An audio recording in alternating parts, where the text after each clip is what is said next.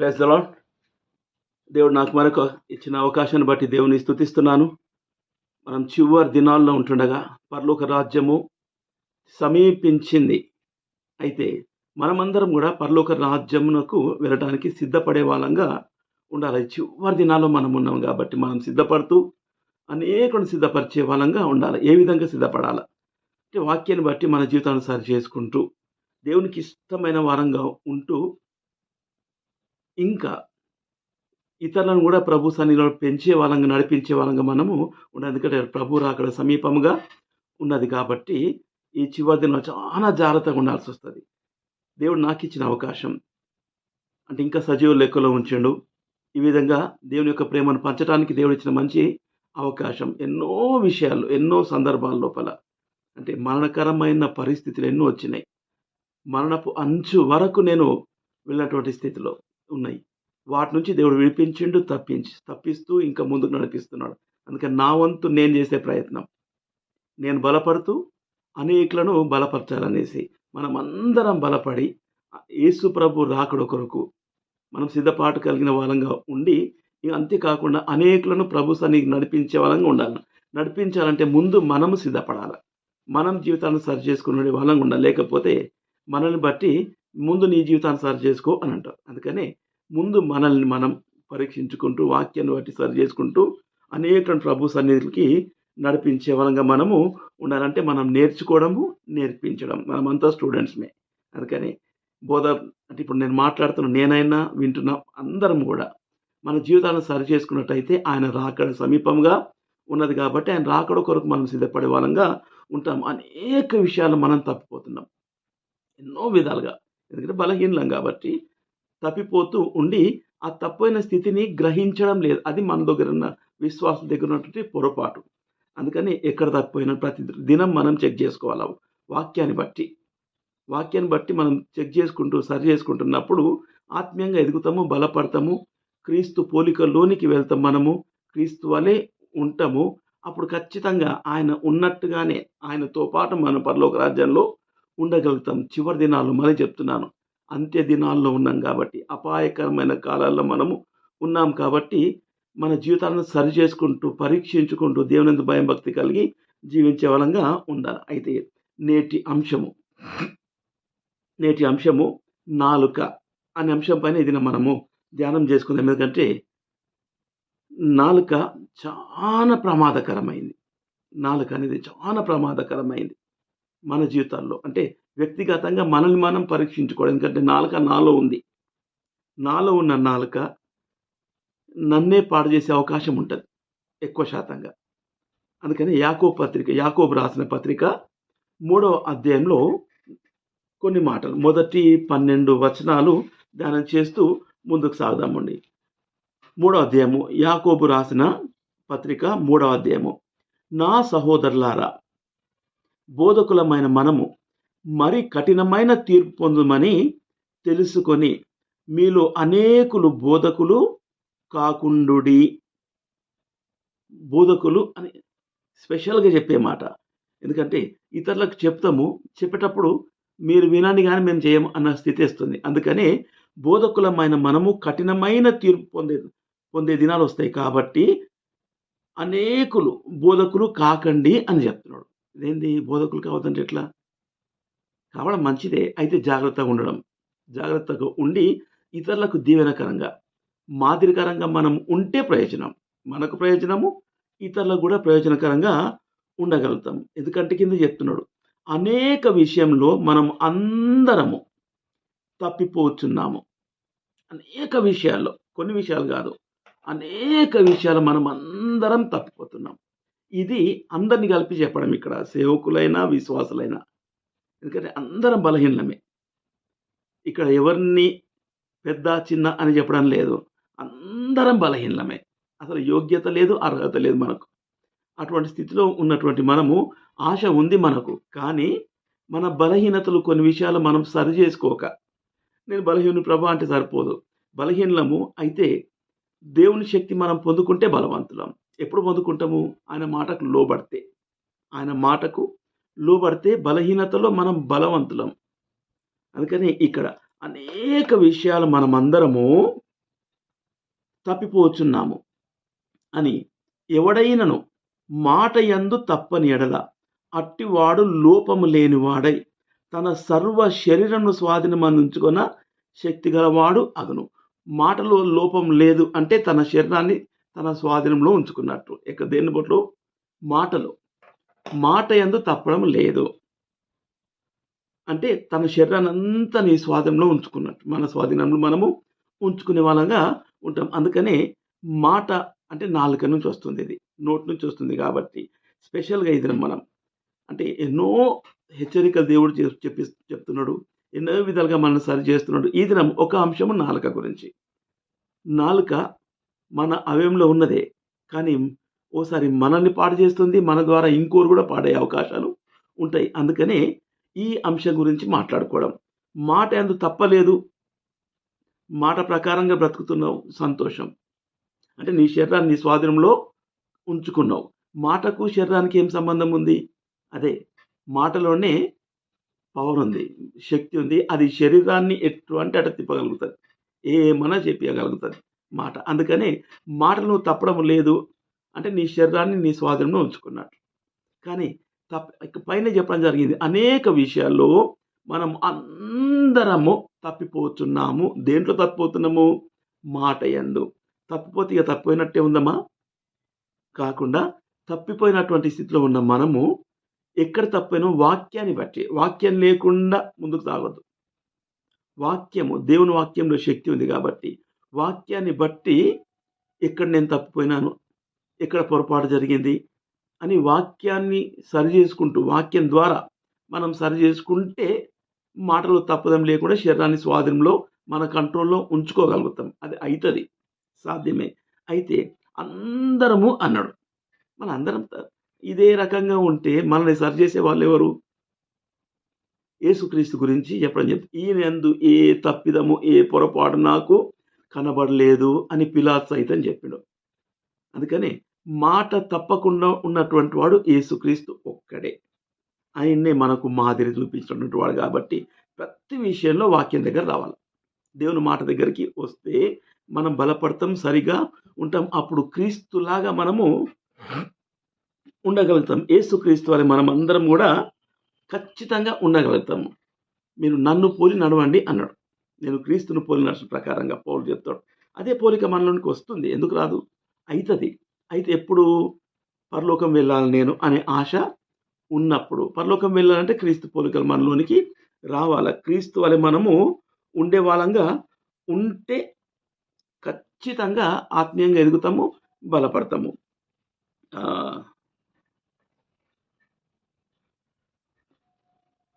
ప్రసంగి గ్రంథము 5వ అధ్యాయము 6-7 వచనాలు చదువుతున్నాను. నీ దేహమును శిక్షకు లోపరచున్నంత పని నీ నోటి వలన జరగనీయకుము. మాట గురించి మాట్లాడుతున్నాం. నీ దేహమును శిక్షకు లోపరచునంత పని నీ నోటి వలన జరగనీయకుము. ఈ నోరు, ఈ నాలుక ద్వారానే మనం ఇష్టానుసారంగా నాలుకను వాడుకుంటే మనకు శిక్ష పడుతుంది, మనకే శిక్ష పడుతుంది. అందుకనే నోరు జారకుండా జాగ్రత్తగా ఉండాలి. కాలు జారితే కింద పడితే మనం లేస్తాము, లేపుతారు ఎవరన్నా. నోరు జారితే, మాట జారితే అది కష్టమే. అందుకని ఇక్కడ నీ దేహమును శిక్షకు లోపరచునంత పని, నీ దేహానికి శిక్ష పడుతుంది. దేన్ని బట్టి? నోరు బట్టి, నాలుకను బట్టి. నీ నోటి వలన జరగనీయకము. అది పొరపాటు చేత జరిగినని దూత ఎదుట చెప్పకము. నీ మాటల వలన దేవునికి కోపము పుట్టించి నీవెల నీ కష్టమును వ్యర్థపరచుకొందువు. ఒకటే, నీ మాట వలన దేవునికి కోపం పుట్టించి. ఇక్కడ పైనేమో నీ దేహమునకు శిక్ష అన్నాడు. శిక్ష ఎందుకు పడుతుంది? దేవునికి కోపం వస్తుంది. ఎందుకు కోపం వస్తుంది? నీ మాట వలననే. మనం మాట్లాడే మాట వలన, అంటే మాట అంటే మంచిది కాకుండా చెడుగా మాట్లాడితే, వాక్యానికి విరోధంగా మాట్లాడితే దేవునికి కోపం వస్తుంది. ఎందుకంటే మనం దేవుని బిడ్డలం. ఆయన విలువ పెట్టి మనల్ని కొనుక్కున్న దేవుడు. రక్తం ఇచ్చి, ప్రాణం ఇచ్చి, మన శిక్ష అంతా భరించి ఉట్టిగానే ప్రేమ చేత మనకు రక్షణ ఇచ్చిండు కాబట్టి ఫ్రీ గిఫ్ట్ అట అని చెప్పేసి మన ఇష్టానుసారంగా ఉంటా అంటే మట్టుకు తండ్రి కోపం వస్తుంది. అందుకని మన దేహానికి శిక్ష పడొద్దు అంటే నోటిని జాగ్రత్తగా ఉంచుకోవాలా. లేకపోతే దేవునికి కోపం వస్తుంది. దేవుని కోపం నుంచి ఎవరైనా తప్పించుకోగలుగుతారా? అది చేత కాదు. అందుకని శిక్ష పడకుండా ఉండటానికి మన జీవితాలను నోటిని సరిచేసుకో. నోటిని మట్టుకే నోటి మాట వలన దేవునికి కోపం పుట్టించి నీవేళ నీ కష్టమును వ్యర్థపరచుకుందు. కష్టపడతాం మనమే కష్టపడతాం. ఇంత కష్టపడి ఆఖరికి దేవుని ద్వారా దేహానికి శిక్ష పడుతుంది, దేవునికి కోపం వస్తుంది. అందుకని అటువంటి శిక్షలో మనం పడకుండా ఉండాలంటే నాలుకని చాలా భద్రంగా ఉంచుకోవాలి, చాలా జాగ్రత్తగా మనము ఉండాలి. అందుకని యేసు ప్రభు మాట తప్పని వాడు, మాట ఇచ్చి నెరవేర్చిన వాడు. అందుకని మనం కూడా మాట ఇచ్చి అంటే దేవుని మాటకు మనము లోబడే వాళ్ళంగా ఉండాలి. అప్పుడు ఖచ్చితంగా యేసులాగా మనం ఉంటాం. అదే నా కోరిక, అది కూడా మీ కోరిక ఉండాలి. అదే ఒక పాట పాడుకుంటాం కదా, యేసులాగా ఉండాలని, యేసుతోనే నడవాలని అని పాట పాడుకుంటాం. యేసులాగా ఉండాలి, యేసులాగా నడవాలి, ఆ తర్వాత యేసులో నిలిచి ఉండాలి, తర్వాత ఈ లోకనంతా గెలిచి ఉండాలని పాట పాడుకుంటాం మనం అందరం. పాట మంచిదే, మన బాట కూడా మంచుకుంటే బాగుంటుంది. యేసులాగా ఉండాలి మనం, యేసుతోనే నడవాల, యేసులోనే నిలవాల అంటే మాట తప్పకుండా ఉండాలి మనం, అవుతుంది మనకు. అందుకని నాకున్న ఒకటే ఆశ, ఇదే నా కోరిక అనేసి పాట పాడితే ఇంకా టైం ఎక్కువ పడుతుంది, అందుకని వాడడం లేదు. అందుకని మన కోరిక, అందరి కోరిక ఒకటే ఉండాలి, యేసులాగా ఉండాల, యేసుతోనే ఉండాల. ఆయన ఎప్పుడు పరలోకంలో ఉంటాడు, నేను కూడా పరలోకం వెళ్తా. లేకపోతే నరక శిక్ష, అది భయంకరంగా ఉంటుంది. వెంటనే నరకానికి పంపించడం మనల్ని శిక్ష పడుతుంది, గద్దిస్తాడు, శిక్షిస్తాడు, దేవునికి కోపం వస్తుంది. తప్పించుకున్నామా? అది చేత కాదు. అందుకని నోటి గురించి, నాలుక గురించి మాట్లాడుకుందామండి ఇప్పుడు. అదే దాని విషయంలో 3వ వచనం నుంచి మాట్లాడితే, గుర్రములు మనకు లోబడుతున్నాయి కదా అంటాడు. గుర్రాలు దానికి మూదాడేస్తాడు, ఎక్కడ మన ఇష్టం ప్రకారంగా దాన్ని ఎక్కడ తిప్పితే అక్కడ తిరుగుతుంది. యాకోబు రాసిన పత్రిక 3వ అధ్యాయంలో 3వ వచనం నుంచి అంతా కూడా. తర్వాత పెద్ద ఓడ చిన్న చుక్క అని నడుపువాని ఉద్దేశం చొప్పున ఎక్కడ నడిపిస్తే అక్కడ నడుస్తుంది. అంతేనా? జల మృగ పక్షులు ఏంది, క్రూర జంతువులని ఏవైనా సరే నరజాతి చేత సాధు జాలును అవుతుంది అన్నాడు. మనతో అవుతుంది, ఎక్కడ దేన్నైనా మనం తిప్పగలుగుతాం, ఎక్కడంటే అక్కడ. ఎంత క్రూర మృగాన్ని కూడా అక్కడ రాసినంత అదే. కానీ ఏ నరుడును తన నాలుకను సాధుపరచుకొనలేడు అని అంటున్నాడు అక్కడ. మన నాలుకతోటి ఒక ఎద్దును మలుపుతున్నాము, ఎంతటి క్రూర మృగాన్నైనా కూడా దాన్ని సరి చేయగలుగుతున్నాం. మన నాలుక ఎందుకు సరి అయితే లేదు? అది మనలో ఉన్న బలహీనత. అందుకని దేవునితోటి అవుతుంది. ప్రతి దినం మన జీవితాన్ని పరీక్షించుకోవాలి. ఈ నోటితోటి, ఈ నాలుకతో నేను ఎవరినైనా దూషించినా, ద్వేషించినా, అసహించుకున్నా, కోపగించుకున్నా, ఒకటే వాక్యానికి విరోధమైన మాట పలికినా, ఒకటే మాటలో ఇక పలికినము ఖచ్చితంగా నీ దేహానికి శిక్ష పడుతుంది, దేవునికి కోపం వస్తుంది. అందుకని దీని విషయంలో అన్ని విధాలుగా మనం అన్నిటినీ సరి చేయగలుగుతాం, కానీ నాలుకను సాధు చేయలేం. అలాగుననే నాలుక కూడా చిన్న అవయవమైనను బహుగా అదిరిపడును. ఎంత కొంచెము నిప్పు ఎంత విస్తారమైన అడవిని తగులబెట్టును. నాలుక అగ్నియే. నాలుక మన అవయంలో ఉంచబడిన పాప ప్రపంచమై సర్వ శరీరమునకు మాలిన్యము కలుగజేయచ్చు, ప్రకృతి చక్రమునకు చిచ్చుపెట్టును, అది నరకము చేత చిచ్చుపెట్టబడును. అందుకని మన సర్వ శరీరానికి మలినాన్ని కలిగించేది నాలుక. అందుకని మీ దేహానికి శిక్ష అన్నాడు. నాలుక తప్పు చేస్తే శరీరానికి శిక్ష. ఎందుకంటే నాలుకను స్వాధీనం ఉంచుకోలేను కాబట్టి శరీరం మన స్వాధీనం లేదు, అదుపు తప్పి ఉంటుంది. నాలుక ఎట్లా చెప్తే అట్లా చేస్తాం. అది కోపంతో పైకి వంట మండిస్తే శరీరం కూడా ఉరుకుతుంది, ఏమో పని చేస్తుంది. వాళ్ళని కొట్టు అన్న నాలుక అంటే పోయి చెప్తూ కొడతావు, వాడు కొడితే నువ్వు కొట్టవా? ఈ రకంగా అయిపోయింది. సహోదర ప్రేమ లేదు, ఐక్యత లేదు, ప్రేమ లేదు. అందుకని మన దేహానికి దెబ్బలు పడతాయి. ఇది గుర్తుపెట్టుకోవాలి మనం. అందుకని ఇది నరకము చేత, అది కూడా అగ్నియే నాలుక మన అవయవం ఉంచబడిన పాప ప్రపంచమై సర్వ శరీరమునకు మాలిన్యము కలగజేయచ్చు. ప్రకృతి చక్రమునకు చిచ్చు పెట్టును. అది కూడా నరకము చేత చిచ్చు పెట్టును. ఎంత భయంకరమైంది! నరకము చేత చిచ్చు పెడుతుంది. నరక శిక్ష నుంచే దేవుడు కదా మనం తప్పించింది. మళ్ళీ నరకానికి అనే మాట ఎందుకు వస్తుంది మనకు? మన శరీరాన్ని పాడు చేసేది మన నాలుకనే. నాలుకనే. అందుకని నాలుకను చాలా కంట్రోల్‌లో పెట్టుకోవాలి మనం. తక్కువ మాట్లాడు, ఎక్కువ విను. కానీ మనకెట్లా మనసుకున్న అలవాటేంది? ఎక్కువ మాట్లాడతా, తక్కువ వింటా. అదే పొరపాటు. వాక్యం ఎక్కువ విందాం. విని సరి చేసుకునే వాళ్ళంగా ఉండాలి. లేకపోతే కింద చెప్పే మాట, మృగపక్షి సర్ప జలచరములలో ప్రతి జాతియు నరజాతి చేత సాధు కాజాలును సాధు ఆయను కాని ఏ నరుడును నాలుకను సాధు చేయ నేరడు. అది మరణకరమైన విషముతో నిండింది. ఉట్టిది కూడా కాదు, అది మరణకరమైన విషముతో నిండింది నాలుక. అది నిరర్గళమైన దుష్టత్వమే, చెడుతనమే. దీనితో తండ్రి అయిన ప్రభువును స్తుతింతుము. దీనితోనే దేవుని పోలికగా పుట్టిన మనుషులను శపింతుము. ఒక నోటి నుండియే ఆశీర్వచనమును శాపవచనమును బయలువెళ్ళును. నా సహోదరులారా, ఈలాగు ఉండకూడదు. ఇది దేవుడు చెప్పే మాట. నా సహోదరులారా, ఈలాగు ఉండకూడదు అని మంచి దేవుడు ప్రేమతోటి చెప్పిస్తున్నాడు. ప్రేమతోటి చెప్పిస్తున్నాడు. మనమందరం దేవుని బిడ్డలమంటే సహోదరులం. నా సహోదరులారా, ఈలాగు ఉండకూడదు. ఇదేంటంట? మహాభయంకరమైనది నాలుక. మళ్ళీ చెప్తున్నాను ఇక్కడ.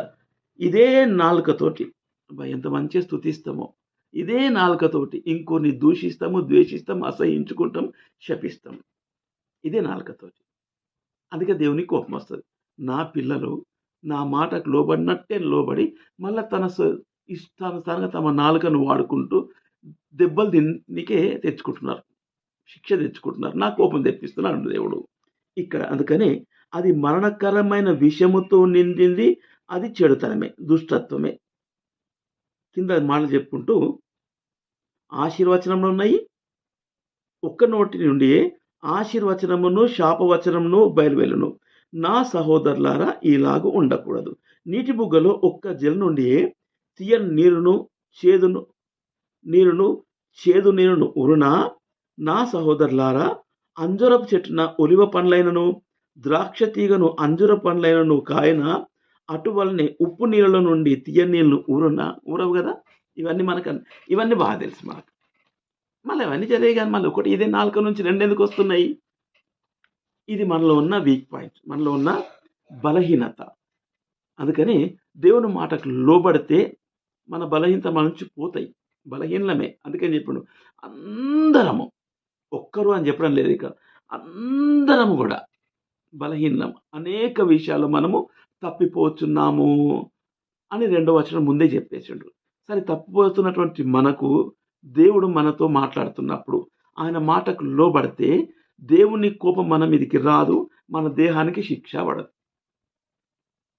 నా దేహానికి శిక్ష మస్తు పడాయి. కొట్టి కొట్టి కొట్టి దేవుడు నన్ను సెట్ చేసిండు, సరి చేసిండు. ఈ దినాన అనేకులకు దీవెనకరంగా ఉండగలుగుతున్నాను నేను. అందుకని ప్రతి వర్తమానం నా అనుభవంలో నుండి వాక్యాన్ని బట్టి, వాక్యం లేకుండా వాక్యాన్ని బట్టి నా అనుభవంలో నుండి ఈ వర్తమానాన్ని అందిస్తూ ఉన్నాను.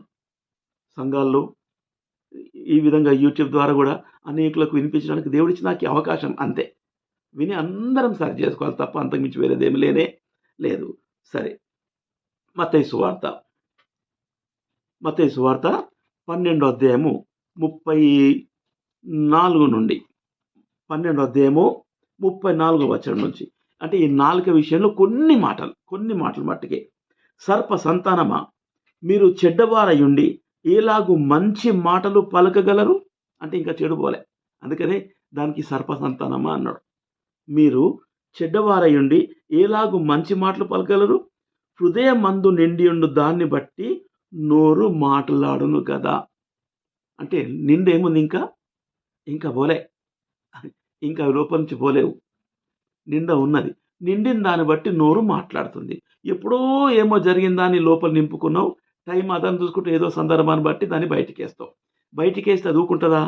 అవతలోళ్ళని కాలుస్తదో, ఏడిపిస్తదో, లేకపోతే వాళ్ళ కోపం తెప్పిస్తదో, అవతలోళ్ళు ఊరుకుంటారా? అక్కడి నుంచి ఇంకో మాటొస్తది. ఇక్కడ నుంచి అక్కడ, అక్కడి నుంచి ఇక్కడ. ఇవన్నీ జరుగుతూనే ఉంటాయి. తర్వాత ఏమైతది? నాలుక అగ్నియే అన్నాడు. ఈ మంట అవతలోళ్ళకి పోతది, కాలుస్తది. వాళ్ళకి కాలిస్తే వాళ్ళు ఊరుకుంటారా? నిన్ను కాలుస్తారు. నువ్వు అక్కడ కాలుస్తావు, వాళ్ళు ఇక్కడ కాలుస్తారు. ఇద్దరు కలిసి కాలి కాలి ఆఖరికి నరకానికే పోవాల్సొస్తది. నరక శిక్ష నుంచి మనం తప్పించుకోవడానికే గదా దేవుడు మనకు రక్షణ ఇచ్చింది.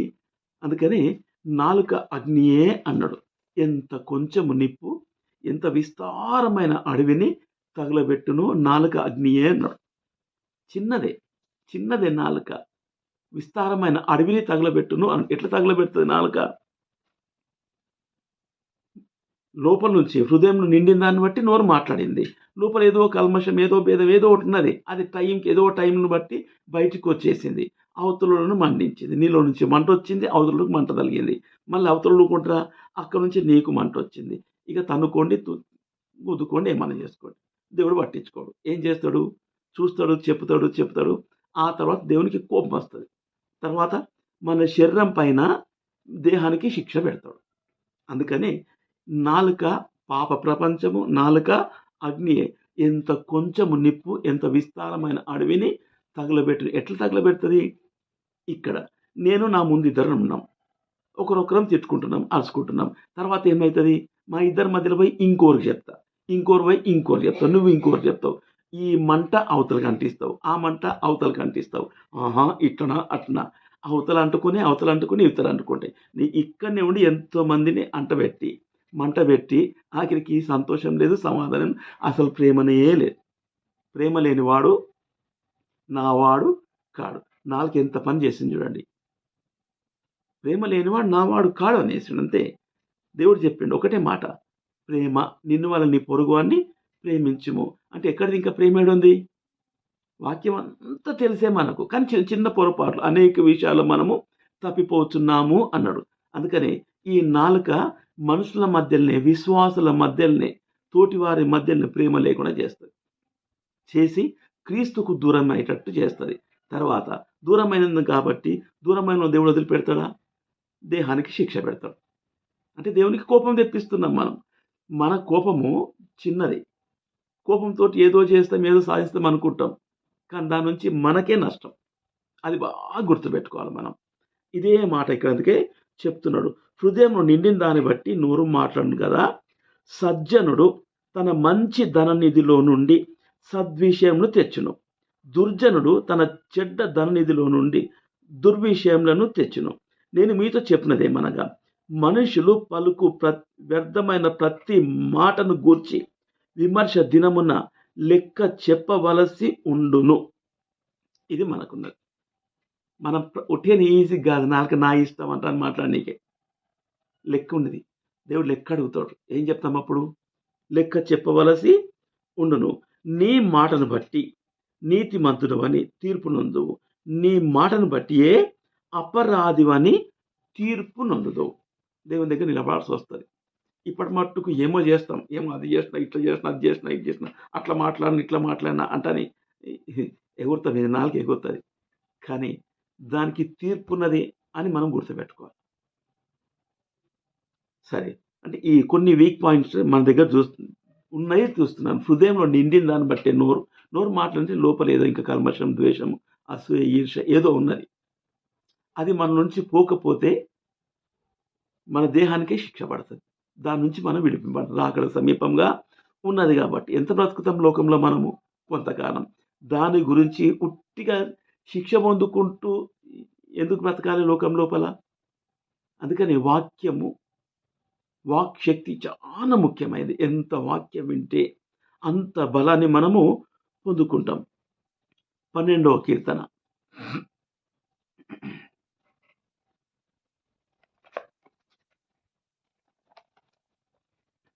12వ కీర్తనలో 2వ వచనం. నీవు నా పక్షమున 12వ వచనం కీర్తనలో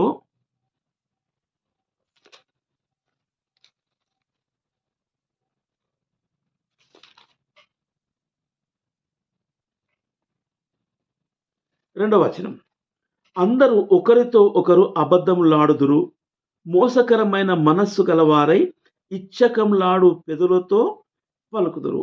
మనిషిలో ఉన్న స్వభావం ఇది. అబద్ధం ఆడడం ఈజీ. ఒకరితో ఒకరు అబద్ధములాడుదురు. మోసకరమైన మనస్సు గలవారై. అబద్ధం ఎందుకు వస్తుందంటే మోసకరమైన మనస్సు. యాకోబు మోసకరమైన మనస్సు నేర్చుకున్న తర్వాత, కానీ ఆయనకు తెలియదు నన్ను మించిన మోసగాడు ఉన్నాడంట అని. మోసగాని చేతిలో పడి 20 సంవత్సరాలు శరీరానికి కష్టం తెచ్చుకున్నాడు. అందుకని మోసకరమైన మనస్సు గలవారై ఇచ్చకములాడు పెదవులతో పలుకుదురు. అటు ఇటు రకరకాలుగా పలికేవారు. ఇటువంటి యెహోవా ఇచ్చకములాడు పెదవులన్నింటినీ బింకములాడు నాలుకలన్నింటినీ కోసివేయును. అంటే నాలుక వచ్చి కత్తిరిస్తాడని అర్థమా? అంటే నాలుకకు శిక్ష పడుతుందని అర్థం. చంపుతారా అంటే అది మామూలుగా అంటాం. అంటే నువ్వు చంపుతావా, సరి చేసుకో అన్నట్టుగా అది.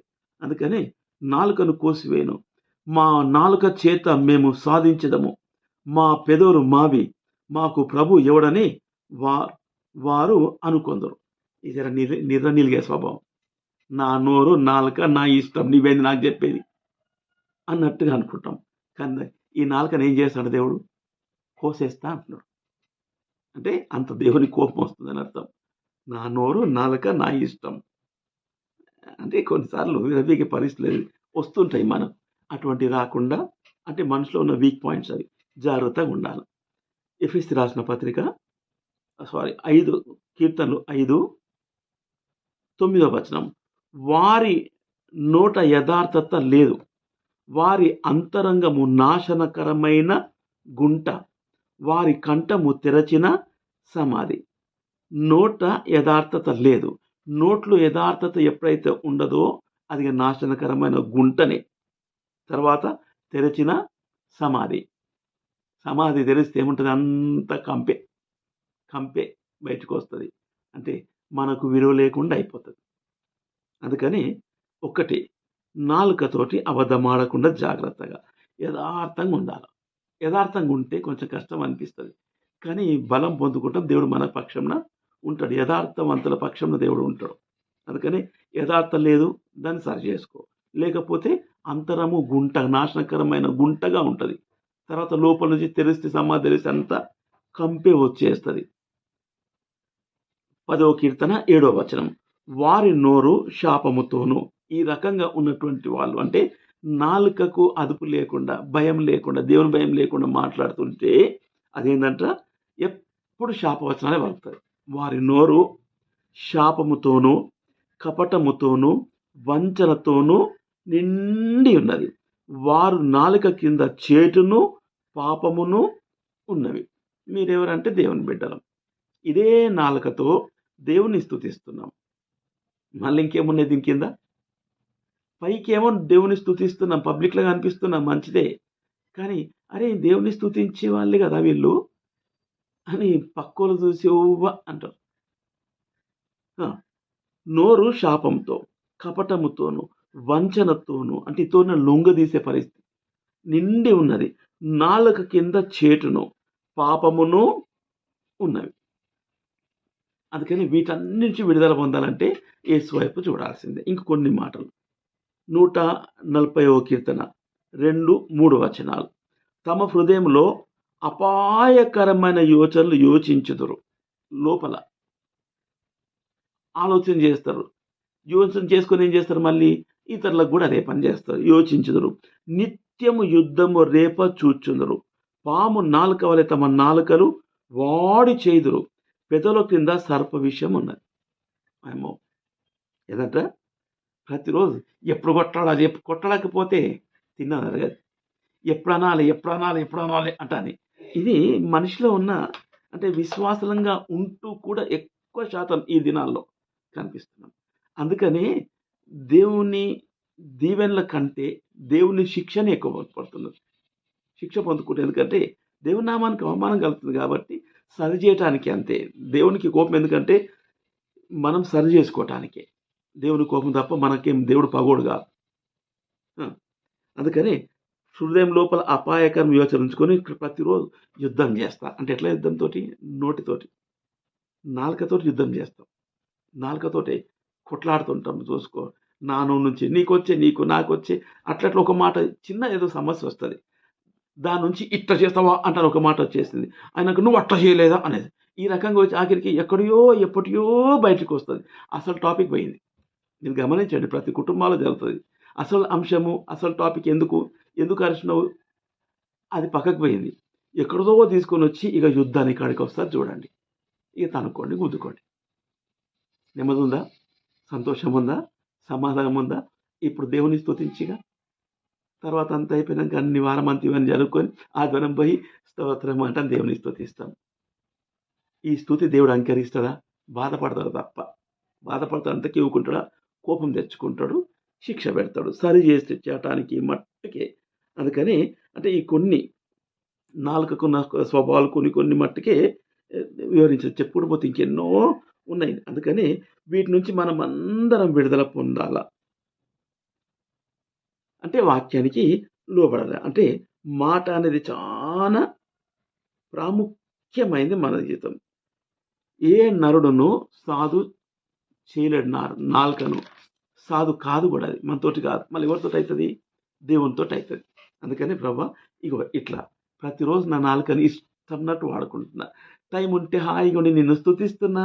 ఏదన్నా సందర్భం వస్తే ఇదే నాలుకతోటి కోపము, మాటలు, ద్వేషము, దూషణను, అసూయ ఇవన్నీ మాటలు పలికి ఆఖరికి యుద్ధం రేపుతున్నా. ఇవన్నీ కరెక్టే. నా దగ్గరున్నాయి. అని దేవుని దగ్గర ఒప్పుకుంటే ఖచ్చితంగా దేవుడు మనకు సహాయం చేస్తాడు. మనల్ని విడిపిస్తాడు. విజయాన్ని ఇస్తాడు. క్రీస్తు పోలిక మనలో ఉంది గనుకనే యేసులాగా ఉండాలని ఆ పాట ఉంది గదా! ఆ! అది నాకిష్టమైన పాట. ఎందుకంటే ఇదే నా కోరిక. ఆ కోరిక అందరిది ఉంటే ఎందుకంటే యేసులాగా ఉంటేనే మనం పరలోకానికెళ్తాం. ఈ లోకం శాశ్వతం ఏమాత్రం కానే కాదు. యెషయా గ్రంథం 51 7వ వచనం. నీతిని అనుసరించు వారలారా సంతోషం. నా మాట వినండి. అయితే ఏం చేయాల? ఇటువంటి బలహీనతలు, పొరపాట్లు తవ్వినా కొద్దీ అవెన్నో బయటకొస్తుంటాయి.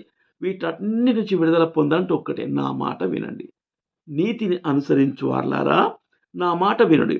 నా బోధను హృదయమందుంచుకున్న జనులారా ఆలకించండి. అంతే. బోధ హృదయమందుంచుకున్నారు. మళ్ళెక్కడ పోయిందది? హృదయంలో ఇంకేదో నిండుకున్నది గదా! అందుకని విన్న వాక్యము బయటికి పోయింది. మన హృదయం నుంచి వచ్చేటివి బయటికొస్తున్నాయి. అదేమో విన్న వాక్యాన్ని బయటికి తోసేసినాం. మన హృదయంలో దాన్ని బయటికి తీసుకొస్తున్నాం. అరెరెరే! ఇది బలహీనత. అందుకని ఆలకించండి.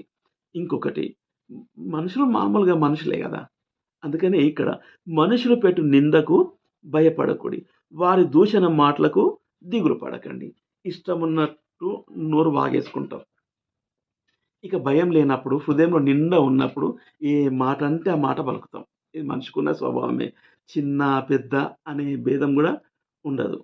అసలు ఇక మర్యాదనే ఉండదు. ఒకటే మాటలో చెప్పాలంటే.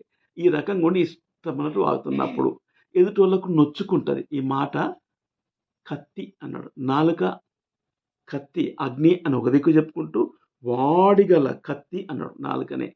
కత్తి లాంటి మాటలు పలుకు వారు కలరు అన్నాడు. ఒక్కొక్క మాట ఎదుటోళ్ళ హృదయాన్ని పొడుస్తది.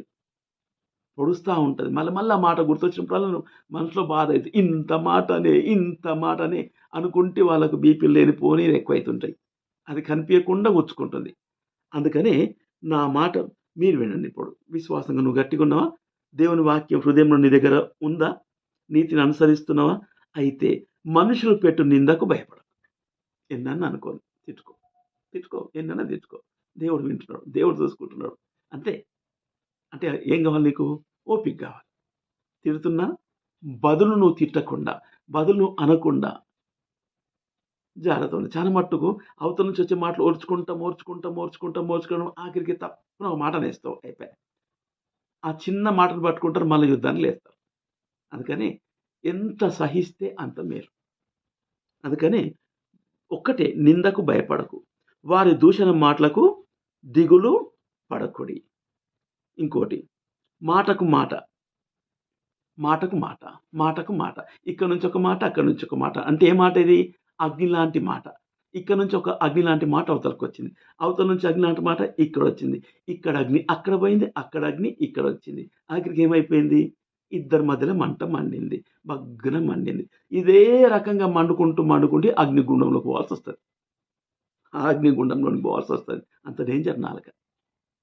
ఈజీగా తీసుకోవద్దు. నేను అది చేసినా, ఇట్లా చేసినా, అట్లా చేసినా అనుకుంటాం గానీ, అది మనకే కష్టం. మన బ్రతుకే కష్టం. కొంత మట్టుకు చలాయిస్తామేమో, సాధిస్తామేమో, కానీ దేవుని దగ్గర నుంచి తప్పించుకుంటామా?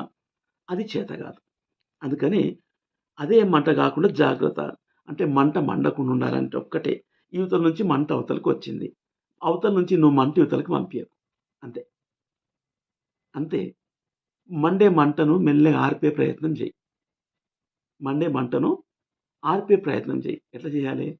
సరే తిట్టినా పర్లేదులే, అన్నా పర్లేదులే అనుకుంటూ ఉండు. మండి అని ఆకురుకోకుంటాం. తర్వాత మెల్లగా మంట చల్లారుతది. ఎప్పుడు? ప్రేమను బట్టి. ప్రేమను బట్టి సహించు. నొచ్చుకోకుండా దేవునికి చెప్పుకో. దీన్ని బట్టి అవతల మంట ఆగిపోతది. చాలా మటుకు నేను స్లోగన్ చెప్తుంటాను. ఎవరు కాదు, నన్ను నేనే పాడు చేసుకుంటా అనేసి ఒక స్లోగన్ ఉంది. ఘర్ కా చిరాగ్ ఘర్ కో జలాతా హై అనేసి. అంటే ఇంటి దీపం ఇంటినే. నా నాలుక ఎవరిని కాలుస్తుంది? నన్నే కాల్చేస్తుంది. అందుకని జలావ మత్. ఏం చేయాలి? బనావ్. దాన్ని కాలువకు, క్రీస్తులో కట్టబడేటట్టుగా మనము చేసేవాళ్ళంగా ఉండాల. అప్పుడు మనల్ని మనం బాగు చేయాల్సింది. వాక్యాన్ని బట్టి సరి చేసుకోగలుగుతాం. 34వ కీర్తన 34వ కీర్తనలో 11వ వచనం నుంచి 34:11 నుంచి, పిల్లలారా మీరు వచ్చి నా మాట వినుడి. దీంట్లో మనం నేర్చుకోవాలా, సరి చేసుకోవాలి, బలపడాలంటే ఒకటే, పిల్లలారా. మనం అందరం దేవుని పిల్లలం. పిల్లలారా మీరు వచ్చి నా మాట వినుడి. యెహోవా యందలి భయభక్తులు మీకు నేర్పెదను. యెహోవా యందలి భయభక్తులు మీకు నేర్పెదను. బ్రతకగోరు వాడెవడైనా ఉన్నాడా? మేలు నొందుచు అనేక దినములు బ్రతకగోరు వాడెవడైనా ఉన్నాడా? ఉన్నాం. మేలు నొందుచు అనేక దినాలు బ్రతకని ప్రతి ఒక్కరికి ఆశ ఉంటుంది. అందుకని పిల్లలారా వచ్చి నా మాట వినండి. ఏం చేయాలి? చెడ్డ మాటలు పలకకుండా నీ నాలుకను, చెడు మాటలు పలకకుండా నీ నాలుకను, కపటమైన మాటలు పలకకుండా నీ పెదవులను కాచుకో. కీడు చేయటం మాని మేలు చేయము. సమాధానంద వెదికి దానిని వెంటాడము. అంతే. ఇంకొకరు కీడు చేయకు. ఒక మాటని వాళ్ళని నొప్పించకు. మాని సమాధానం వెతుకు. షిమె అనేటోడు, పనికిమాలినోడు, దావీదు దగ్గరికి వచ్చి చీపో దుర్మార్గుడా అంటాను ఇష్టమట అనుకుంటా పోతుంటాడు. పక్కడు వచ్చి నేను అని ఒక్క దెబ్బ చంపుతా అంటే కాదు. మీకు నాకున్న తేడా ఏంది? అటువంటి పని చేయకు అని దేవుడు అనుమతి ఇచ్చిండు. తిట్టుకొని అన్నాడు. దానికి బట్టి దేవుడు నాకు ప్రతిఫలం ఇస్తాడు అన్నాడు. అందుకని ఎదుటోళ్ళు నేను అంటుంటే దేవుడు నాకు ప్రతిఫలం ఇస్తాడు. నోరు మూసుకో. చెడ్డ మాట పలకకుండా జాగ్రత్తగా ఉండు. అప్పుడు దేవుడు మన జీవితంలో మనకు సహాయం చేస్తాడు. అంటే ఆత్మీయంగా మనం బలపడటానికి ఎదుటి నుంచి వచ్చే రకరకాల దూషణ మాటలు వస్తున్నప్పుడు ఏం చేయాలి? సహించాలి. అదే దావీదును సౌలు రాజుగా ఉండి లోపల కల్మషంతో ఎన్నో విధాలుగా హింసించే ప్రయత్నం చేసిండు. ప్రతి విషయంలో దేవుని దగ్గర విచారణ చేసిండు. దేవుణ్ణి అడిగిండు కాబట్టి దేవుడు దావీదుకు సెలవిచ్చాడు. దేవుడు సెలవిచ్చిన ప్రకారంగా దావీదు విన్నాడు కాబట్టి సౌలు కిందికి అయ్యిండు, దావీదు పైకి వచ్చాడు. కొంత కష్టపడ్డాడు దావీదు, అయినా పర్లేదు. న్యాయానికి నీతి ఖచ్చితంగా కష్టం ఉంటుంది. కానీ కష్టానికి ఫలితం అనేది తప్పక దేవుడు మనకు ఇస్తాడు. 1 పేతురు 3వ అధ్యాయం 1 పేతురు 3వ అధ్యాయంలో 9వ వచనం నుంచి,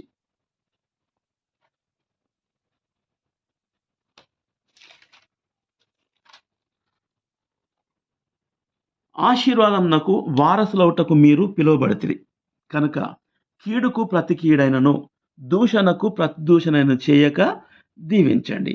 కీడు చేస్తున్నారు, తిడుతున్నారు. మనం ఆశీర్వాదానికి వారసులుగా మనము పిలువబడ్డాం కదా. అందుకని కీడు చేస్తున్నారు, దూషిస్తున్నారు, ఇష్టమైన మాటలు మాట్లాడుతున్నారు. మాట్లాడుకొని దేవుడిచ్చే దీవెన మనకు ఇస్తాడు. జీవమును ప్రేమించి మంచి దినములు చూడగోరు వాడు చెడ్డదాని పలకకుండా తన నాలుకను, కపటపు మాట చెప్పకుండా తన పెదవులను కాచుకోవాలి. ఎప్పుడు చెప్పుదునా? ఎప్పుడు చెప్పుదునా? ఎప్పుడు అందునా? అనని. చెప్పి ఏం చేస్తావు? ఇంకోరి దగ్గర మంట మండిస్తావు. వాళ్ళకి గూడా మంట మండుతది. ఆఖరికి నువ్వు మండింది గాక వాళ్ళ బ్రతుకును గూడా పాడు జేస్తావు. వాళ్ళని గూడా మండిస్తావు. అందుకని పలకుండా నాలుక జాగ్రత్తగా ఉంచుకో.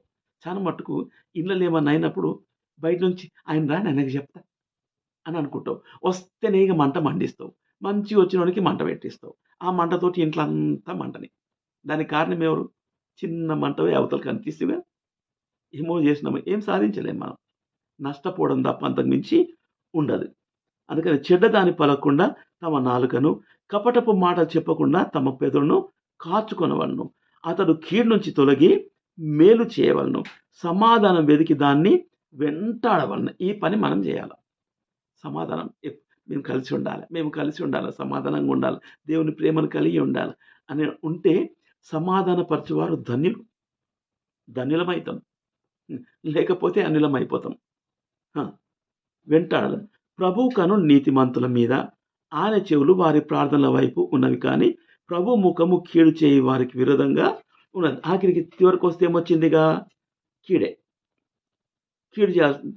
కీడొచ్చింది. ఎవరికి? నాకు కీడు, నీకు కీడే అన్న పరిస్థితి ఎదురైతది. ఆ! అందుకని మన జీవితాల్లో ఇంకో మనం కీడు ఇంకోరికి చేయొద్దు. మనము కీడు తెచ్చుకోవద్దు. ఉండాలంటే ఏం చేయాలిప్పుడు? ఏం లేదు. నాలుకను, నోటిని భద్రంగా కాపాడుకో. కాపాడుకున్నప్పుడు దేవుడు ఖచ్చితంగా ఎందుకంటే మనం పలికే ప్రతి మాటకు దేవుని దగ్గర మనం జవాబు చెప్పాల్సి ఉన్నది. అడుగుతాడు మనల్ని. ఈ రకంగా చేసినావు కాబట్టి ఎందుకు ఈ శిక్ష అంటే ఏం లేదు. నాకు కోపం వచ్చేటట్టు నువ్వు మాట్లాడినావు. ఎవరితోటి? దేవునితోటి కాదు. ఎవరితోటో వాళ్ళతో తోడి వాళ్ళతోటి ఎవరితోటి మాట్లాడినావో దాన్ని బట్టి మన దేహానికి శిక్ష పడతది. అందుకని మన నాలుకను భద్రంగా కాపాడుకునే వాళ్ళంగా ఉండాలంటే ఒక్కటే మనము దేవుని వాక్యానికి విధేయత. దేవుని మాటకు లోబడే వాళ్ళంగా మనం ఇంతే సింపుల్. చెప్పిన మాటకు లోబడే వాళ్ళంగా ఉండాలి. చాలా మట్టుకు వింటాం గాని లోబడం. సరి చేసుకోవడం లేదు. అందుకని యేసు ప్రభు మనకో మాట చెప్పిండు. విధేయతకే అర్థము చెప్పిన వినయ మనస్కుడా అని పాట పాడుకుంటాం.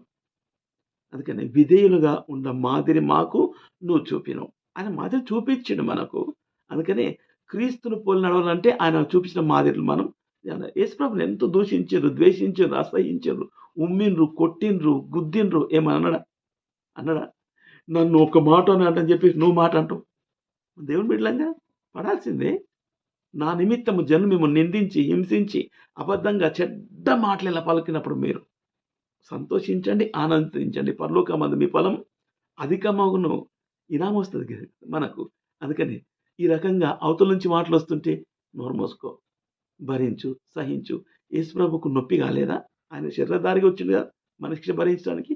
కొంత మట్టుకు మనం కూడా భరించాల్సిందే. నొప్పైనా పర్లేదు. దేవుడు సహాయం చేస్తాడు, విడిపిస్తాడు, విజయాన్ని ఇస్తాడు, బలపరుస్తాడు. అందుకని ఇటువంటి స్థితిలో కొన్ని బలహీనతలు చూసుకున్నాము. ఆ తర్వాత బలహీనతల్లో మనం ఏ విధంగా బలపడాలో అంటే ఒకటి దేవుని వైపు మరలడం అంతే. యేసు వైపు చూడు నీ భారమంతా ఈ విన్న వాక్యాన్ని బట్టి మన జీవితాన్ని పరీక్షించుకొని ప్రభు రాకడ సమీపం ఉంది కాబట్టి మనమందరం కూడా యేసు వైపు చూస్తూ ఓపికతో మన పరుగు కడముట్టించే వాళ్ళంగా ఉందాం. ఇచ్చిన ఈ వర్తమానం దేవుడు మన ఆత్మ మేలు నిమిత్తము దీవించుగాక. చిన్న ప్రార్థన చేసుకుందాం. పరిశుద్ధుడా, మీరు ఇచ్చిన వర్తమానం బట్టి వందనాలు. మా అందరూ ఫలించడానికి మీ సహాయం దయచేయండి. యేసు పరిశుద్ధ నామమున స్తుతించి అడిగి వేడుకొని ప్రార్థిస్తున్నాను తండ్రి. ఆమేన్. మన తండ్రి దేవుని ప్రేమ, ప్రభువైన యేసుక్రీస్తు కృప, పరిశుద్ధాత్మిక అన్యోన్య సహవాసం కూడిన మనందరికీ సకల లోక పరిశుద్ధులందరికీ ఇప్పుడును ఎల్లప్పుడూ సదాకాలము తోడేనుగాక. ఆమేన్. Praise the lord.